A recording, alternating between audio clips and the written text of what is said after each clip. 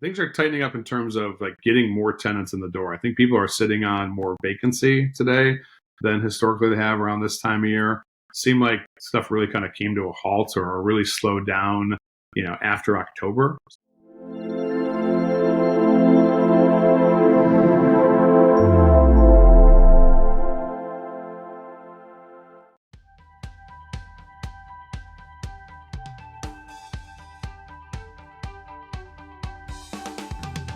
Welcome to the Property Management Brainstorm Show with Bob Preston. Bob is the lead consultant and podcast host at Property Management Brainstorm, the consulting and strategic planning company dedicated to the property management industry. This podcast is for property managers and company owners seeking an in-depth look into current trends toward adding doors, growing recurring revenue, and building a high-profit property management business. You'll hear from leading professionals on hot topics, success stories, and strategies for expanding your company and assuring your property portfolios are managed efficiently. Now, here is your host, Bob Preston.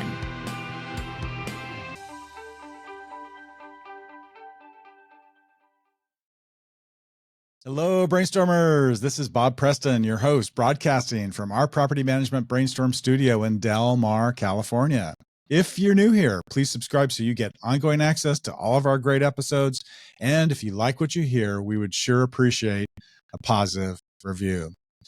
Before we dive in today, I'd like to also give a shout out to our amazing industry icon sponsors for helping to support the podcast: Upkeep Media, Z Inspector, SureVestor, VPM Solutions, RentScale, Second Nature, Showdigs, Blanket, Latchel, and finally today's feature sponsor, APM Help, who you will hear more about in a brief mid-roll about halfway through the episode. The mid-market multifamily sector is a type of real estate development focusing on creating affordable housing for middle-income families. These properties typically cater to a broad demographic, including middle-income individuals and families. They tend to be more affordable than high-end luxury housing while providing quality living experiences. A person who is an expert in addressing this particular market, starting back from his time at apartments.com, particularly in terms of multifamily operations, as well as the resident experience, is Bob Hansen of Second Nature. In today's episode, Bob and I will discuss property management opportunities in the multifamily market sector and how Second Nature plays in that market and currently serves that particular property management company or investment.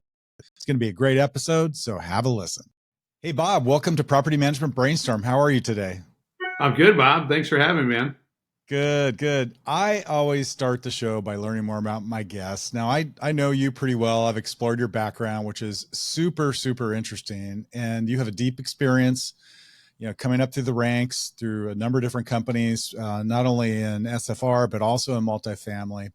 So I'm interested in hearing from you, right? And hearing your story. So can you introduce yourself, describe your background, and also your role at Second Nature? Sure. Bob Hansen. I'm a principal at Second Nature, really working more with the multifamily these days. Company really got started off in the single family space.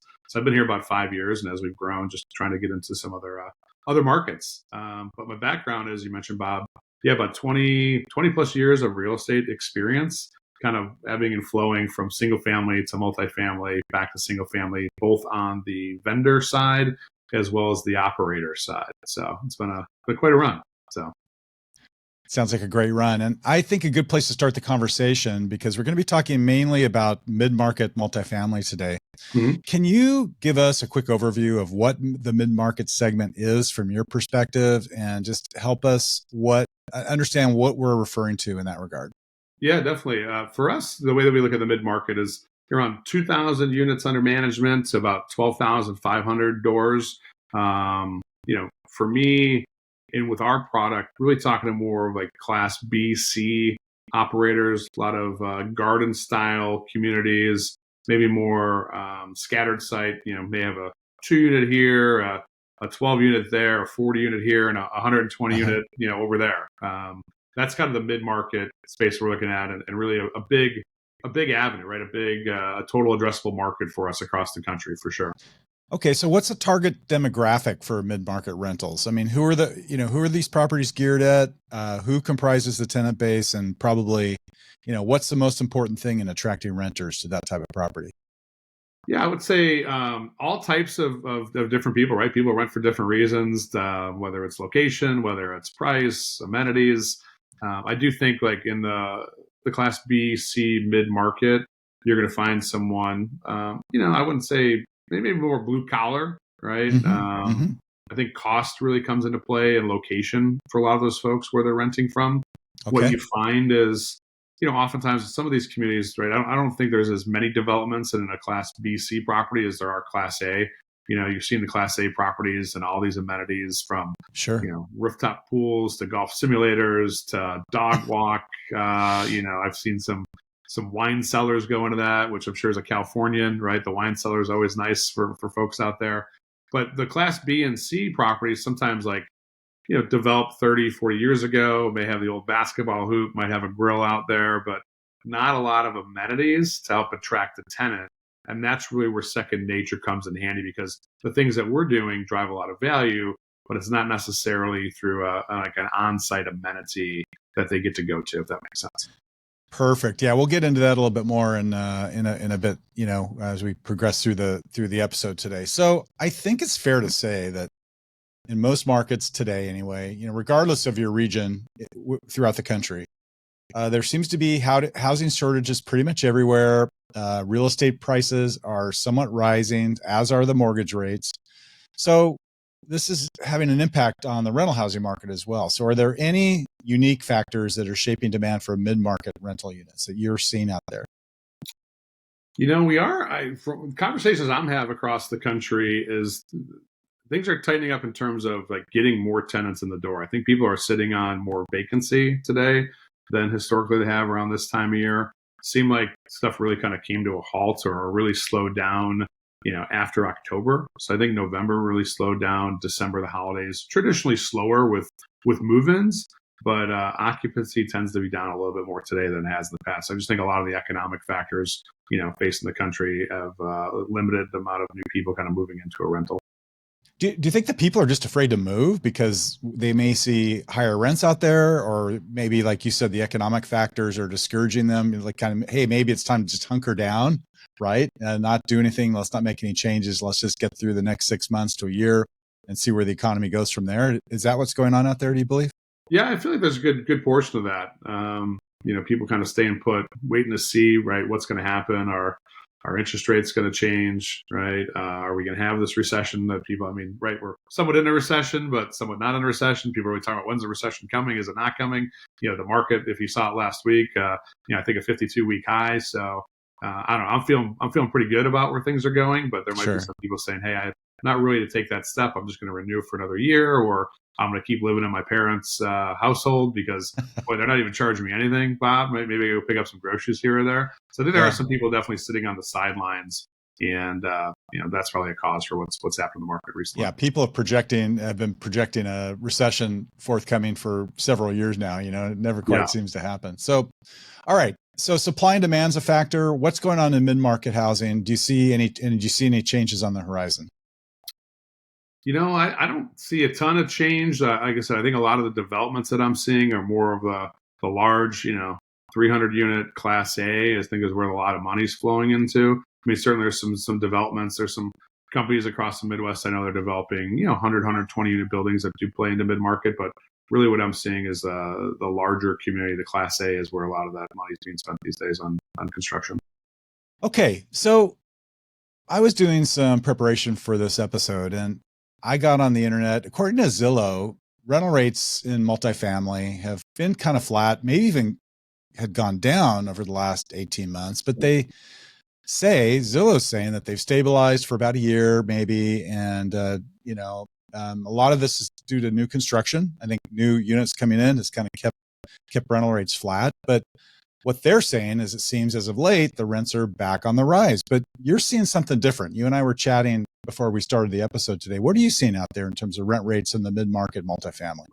Yeah, I'm seeing some concessions come into play. I'm seeing pricing kind of remaining flat. Sometimes a few extra enticing, hey, get a month free to kind of move in, is what I've seen really in the conversations that I've been having with folks. Okay. Yeah. Okay. Yeah. I mean, that's kind of what you indicated, like, hey, there's still a lot of vacancies out there. So would not make sense that the rents are going to be rising if there's still vacancy and, the market's not fully saturated. And, the other thing, like I was just at I'm here in Chicago, and I was at the Chicago 2024 preview, and rents were increased like over 30% just over the last couple of years, and so the fact that things are flat, right? They're still at an all-time high. And so I think they're getting still pretty good if you're an owner operator, right? Sure. But yeah, we're seeing rents, especially a lot of conversations I'm having Midwest recently, seeing things to be a little bit more flat these days. Well, what you're saying is not too different than what's going on in the SFR market right now, right? There's, vacancies are on the market longer. The rents have kind of flattened and stabilized. And so it could just be, as you mentioned, that, hey, just like the stock market's been correcting, except for, maybe the last month. Before that, there was a stock market correction. Maybe there's a correction going on in the rental market as well. For sure. I'd agree with that. Overall, affordability in this particular segment, mid-market, class B, class C, that's got to be tough for a lot of these tenants. Are you seeing any challenges in terms of tenants being able to, make rent, and what are they facing, I guess, in that mid-market segment? And on our end, because we kind of play in that space of rewarding tenants for paying on time and credit building and whatnot. It does feel like people are still doing a good job of paying those rents. What I do hear from operators is, they want to be cognizant of pushing rents, of bringing in new products, right? Because they do feel like tenants are sensitive to any raise in pricing. So I think there's just a lot more eyes on it. I think government's having some impact on that. A lot of conversation around, what you're charging for, say a valet trash coming into your community, or people making profit off of things. The RUBS, right? The RUBS conversation out in Colorado and California and some other markets. I think there's just more eyes on it. And so as long as you're an operator that's driving value, right, like real substantial value, right, there's opportunities to raise some rents and do different things. If you haven't been driving the value, probably we're conscientious of that. And when you're talking about RUBS, what are you referring to? For example, like someone offering I think the RUBS conversations like in Minneapolis these days, where you're charging a fee for something, but maybe the value behind that fee doesn't represent the cost you're charging a tenant. And so some state governments, local governments are really trying to dive into that to make sure that if a tenant's paying for something that cost is what they'd have to pay in the open market or less, in order for it to really drive value. Okay. Let's shift over to the investor side, the operator, the person who's the owner. And operating these types of buildings, there's got to be many, many challenges to being profitable in this arena, in this particular segment. What are the issues that you're seeing in terms of keeping properties performing at the right level? And I guess, what are these owner operators looking for from Second Nature when they come to you to help them get their property performance at full efficiency and full profitability? Yeah, that's a great question, Bob. Yeah, I'll go back to before I joined Second Nature. When I was at Home Partners America, we were looking for ways to drive down cost per home to manage it. One of those things was HVAC, right? HVAC repairs and maintenance, a leading driver probably for a lot of operators, right? Why does that happen? Well, a lot of folks don't change an air filter out, or they don't know that they even have to change an air filter out. We have employees on our staff that I've known from that worked with me other places that it's like, no, I don't have an HVAC, or I don't even need for a filter. I'm like, do you have central air? And oh yeah, I do. I'm like, you have a filter. We actually then found that person's filter after living in a home for a couple of years that looked like a pet, right? And so now they're breathing clean air and they've got good airflow coming through. But yeah, mitigating those costs, we play a big impact into that for an operator. It really just comes to like changing your air filters on time, all the time, and ensuring that you're using the correct air filter. What I've found, especially in multifamily, is a couple things. One, the use of an inexpensive $1 fiberglass filter which I was on a call earlier with someone today. I'm like, can you explain what that like inexpensive is? Like, what does it do? I'm like, well, what it does is it really catches rocks, right? And that's about it. Everything else flows right through. Yes, it's got great airflow, but you're not protecting your HVAC system. And I think in multifamily, whether it's mid-market or, or larger, is there used to be a lot of deals being done to where if you're an operator, you could put in a $1 filter versus getting a nice, couple $1 filter that actually protects your system, because you are going to be flipping that or selling that community within a 3 to 5 year period. Now with the market the way it is and interest rates where they're at, people are making more money just putting their money in a money market versus trying to, get a nice yield out of a community. They were not worried about air filtration because it was usually kicking the can down the road. Today, you're holding on to properties a lot longer, and so people are starting to think about CapEx costs. So by changing an air filter, simply doing it on a recurring basis, you're going to get a 5 to 7 year longer run out of your systems. And so that's where we're trying to play into and help them out. Also, large energy savings, not only for the building, but also for the tenants themselves. Well, that's what I was going to ask. I mean, because in some of these mid-market multifamily, are the HVAC systems centralized versus in the individual units? Or do you find that most of them have HVAC systems that are particular to each individual unit? I'd say it's about 80-20, maybe 75-25, where a majority of them are in the tenant's unit. Okay. And what's happened for years is, one, there's either not been any oversight on it, or two, you're asking someone on your maintenance staff to go change that. And I think that's where multifamily kind of, I guess, right, like the thought of having an operator change it out for you makes sense when you have on-site maintenance in your community. All right. When you're having scattered site and you've got the 2-unit building and the 12-unit building, to get someone to drive around, like the time and effort and the cost it takes to do that, right, just doesn't work out. There's also not a lot of oversight in ensuring that it gets done, right, from a management perspective. You're just relying on your technician, and there's a lot of great technicians out there. There's always one or two that, might not be doing it, and that's going to cost you some money. So the idea of like changing the thought of how to manage that, and like with us, we could definitely ship it individually to a tenant for them to be responsible for changing that out. Right. Or we can bulk ship it to the community and their staff could do it. But yeah, flipping that a little bit and making the tenant responsible, also putting a date stamp on it, making sure that's in the lease, right, tends to make a better system and a reduction in HVAC work orders. Okay, terrific. In this fast-paced world of property management, we're often wearing more hats than we can count. And let's be honest, spending your precious time on trust account bookkeeping, not exactly a thrilling way to make the most of your day, right? So imagine having a trusted partner who swoops in, takes all that back office hassle off your plate, and lets you focus on what you do best. Enter APM Help, your property management superhero. They're not just any run-of-the-mill accounting wizards. They're your backstage crew, managing trust accounting and bookkeeping seamlessly in your preferred software. We're talking top-of-the-line platforms like AppFolio, Buildium, Propertyware, RentFi, and Rent Manager. They've got you covered no matter what your tech stack. So trust me, for the best in the business, choose APM Help. Don't miss out on the chance to streamline your operations and elevate your property management game. Ready to make your life a whole lot easier? Head over to apmhelp.com and let APM Help work their magic. Your future self will thank you.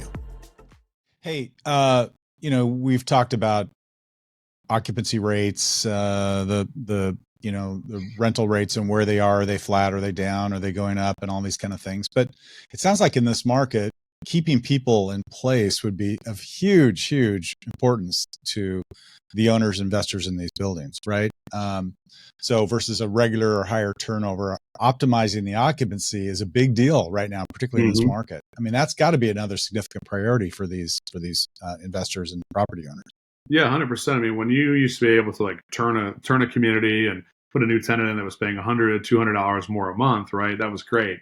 But now with the market the way it is, and people not moving, and you're not being able to get the rents that you might want to push for, right? It's really key to keep those tenants in. You don't want to have that $2,500 turn cost and then rent the place out for less money, right? Or and have it sit vacant for months or whatever is going on in that particular region. Okay, so then what are the amenities and features that can be found today in the mid-market sector, and what is Second Nature doing to help bolster that? Yeah, I mean, I think there's a better focus today on like the resident experience. That's the world we're trying to play into. Okay. How do you keep a tenant in the community longer? As I do talk through even just the filter component, right? Like when I put my hat on as an operator, it was mold and it was HVAC that people get most excitable about. A lot of those things are caused by the tenant, but they want to place blame on the property manager, right? Sure. So the HVAC program that we have certainly helps out in that by mitigating. We've done a study that proves out a 38% reduction in HVAC work orders. So if I can mitigate a terrible HVAC experience by 38%, right? A lot of less time that your staff has to take on dealing with an angry tenant. Tenant has a better experience and never have that happen, so they tend to stay in the property longer.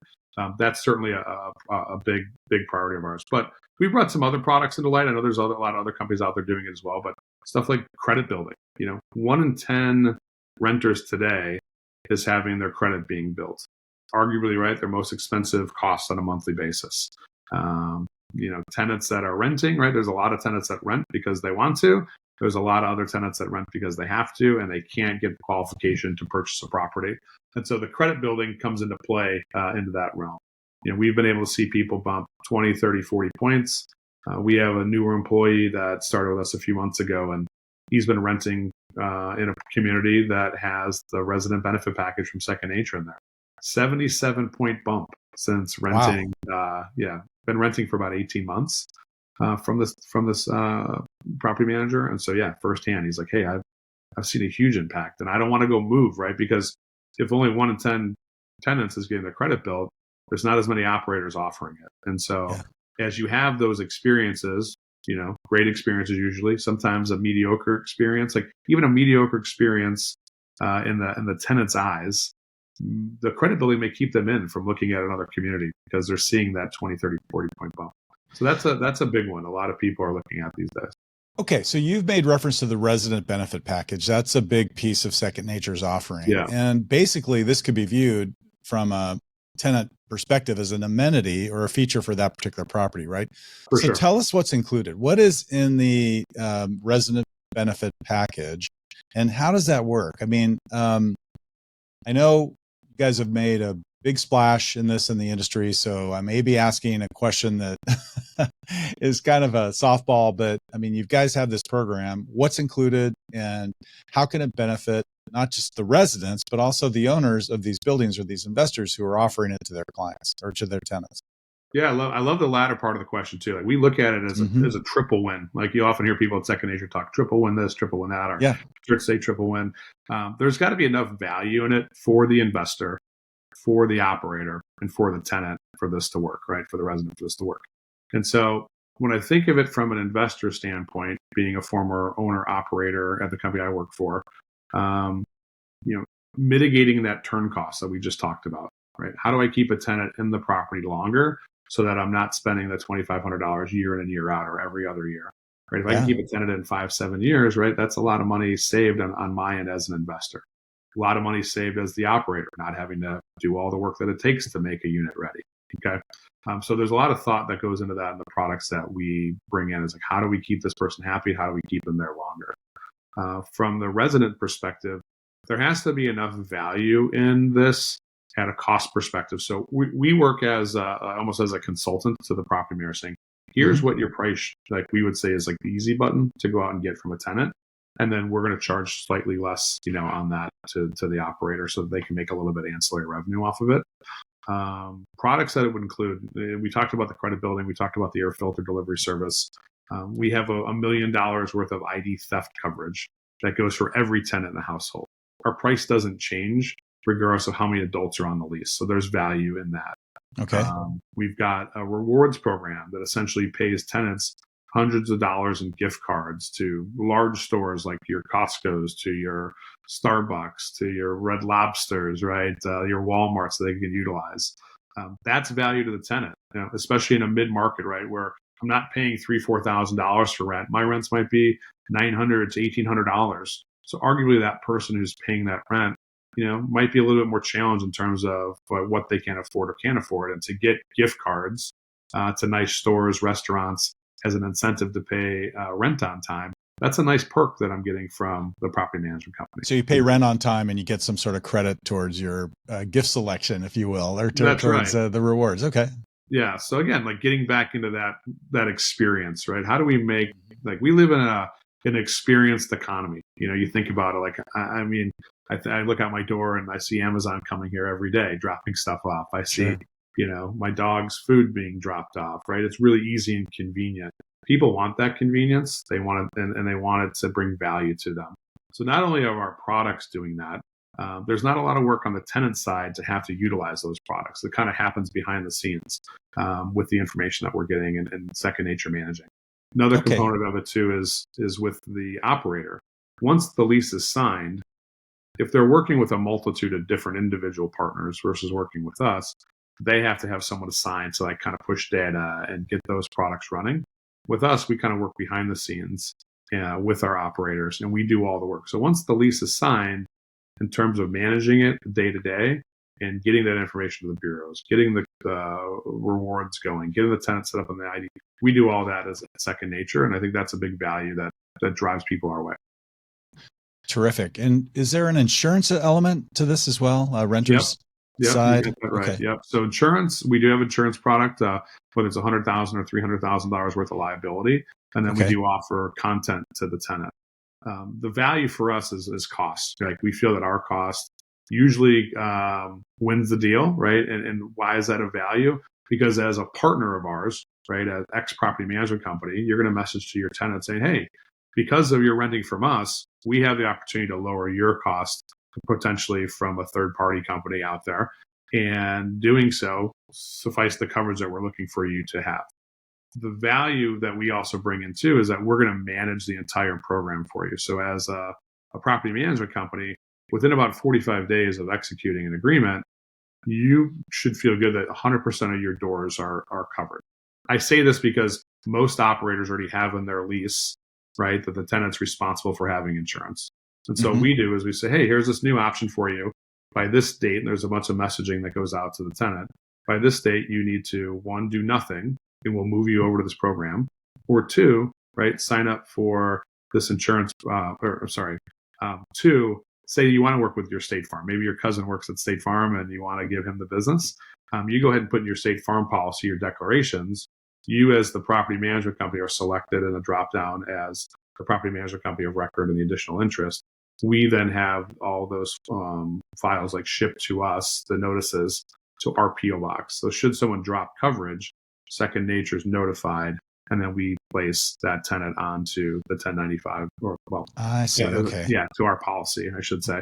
And then if the tenant says, "Oh, that was by accident. I didn't mean to not have my credit card payment shut off," that's fine. Just go back to our website, type in your declarations of your third party, and we will then adjust that and remove your charge, and you go back off to the third party. So that's what we've been up to. And there's some unique things in there, like dog bite coverage and, us not having breed restrictions and additional living expenses. We can get pretty competitive to the other options out there. Okay, terrific. So we've talked about the property managers. Are most owners of the mid-sector multifamily type properties hiring outside third-party property managers from your perspective that you're seeing on the market? Or are most of them, like, employing their own teams, kind of resident managers type situation? What are you seeing? I mean, I guess what I'm getting at is there an opportunity for the mid-market multifamily sector for property management companies to build up their portfolios? Yeah, I definitely think there's an opportunity for property management companies to look at the mid-market. I've been at a good amount of conferences this year that have a mix of, owner kind of managing their stuff, but a lot of owners I'm talking to still utilizing a third-party company to manage the business for them. In fact, a lot of them are finding multitude of companies over multiple markets. So they may be working with 3 different property management companies because they're spread out across the country. So I do think there is opportunity as a property manager to tap into that. So for those property owners and investors that are self-managing or hiring their own teams, do you, as Second Nature, work with those types of owners as well, even though there's no property manager? Because we're kind of talking about the triple win. Yeah. Can the property owner engage with you guys as well? And then just instead of the property manager making the fee, Yeah. they get Absolutely. I mean, it's still okay. the triple win, but 2/3 of it coming from one side of the equation, right? The owner operator take it on. Yeah. I mean, it's for us. It's all it doesn't matter for us, right? Every manager company kind of works and effectively manages the product the same. For me, having a conversation, right? It probably increases the time to close when you have the owner operator and everyone in the same room versus a couple different conversations. So I don't mind that personally. Okay. Do you, as Second Nature, ever get involved in helping property managers or the mid-market multifamily owners kind of measure customer satisfaction or resident satisfaction? Is that something that you ever do? I probably to a degree that you're looking for, and that I could put a number on it and stamp it with approval. I would say myself, no. I think it's an area that we want to get into a little bit more. I'm sure others are. I'm just not as familiar personally. Yeah. Okay. It would be an interesting concept, right? To say, okay, before the resident benefit package and after, here's the impact it made, or, do some surveys or something like that. Yeah, so and I think you can look at one way of measuring that is retention. I think certainly that's an opportunity. That's true. Prior to working with us to working with us now. That's certainly an area I think that absolutely part of the story. All right. So I guess in summary, then, what do you see for the outlook for the multifamily mid-market sector? What do you think's happening out there? Where's it headed? What's the outlook? Yeah, I think it's an area. It's a very attractive area for a tenant, just based on cost, location, which is a key part of where people are living today. Mm-hmm. I do see, personally for me and our company, opportunities to help mid-market accounts attract more tenants. There's kind of been an amenities war in the Class A communities. With bringing in other products, not only from Second Nature or other comparable operators out there. I think the mid-market has an opportunity to really find a way to attract more tenants to their units. Pardon me. And I guess in terms of property managers who are listening today, is there an opportunity out there for the mid-market sector and multifamily to take these on as properties, maybe target them, go find them, talk to the owners and bolster their portfolios? Or do you see it saturated from that perspective already? No, I think there's a real opportunity to come in. If you're looking to get a community and you want to enhance that community, whether it's bringing in additional resources and products that, say, a company like our company can bring in, or it's like remodeling, refurbishing, bringing that community up to date. You'll find that there's a decent amount of opportunity in that world, right? To go purchase something and bring a little new life to it. I certainly think that you can make some good returns on those yields that I'm trying to bring in. All right, Bob. Hey, this has been a fantastic conversation. We need to wrap up in the interest of time. What are your closing thoughts to share with our listeners about this market, about what Second Nature can offer in it, and just give us your summary? Yeah, I think that operators who have always been living in the current state of the resident experience, or the past state of the resident experience, are those that are kind of going to be left behind. There's so much opportunity with technology moving forward that they can capitalize on. So anyone listening to this conversation, start thinking about the future state of the resident experience. Right? Start thinking about the younger generation of moving into these communities and how long they're going to be in there. Right? From I look at my parents in the baby boomer world to myself, to I look at some cousins that are younger. We all want different things, and sometimes those operators who are living in the past, they're kind of going to get they're going to fall behind, in my opinion, because this new generation wants so much more.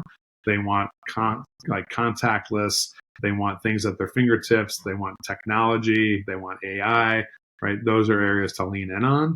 And so I would say, open your ears, right? Have conversations, talk with other like-minded folks in your space. As we know, what's good for one operator is usually good for most operators.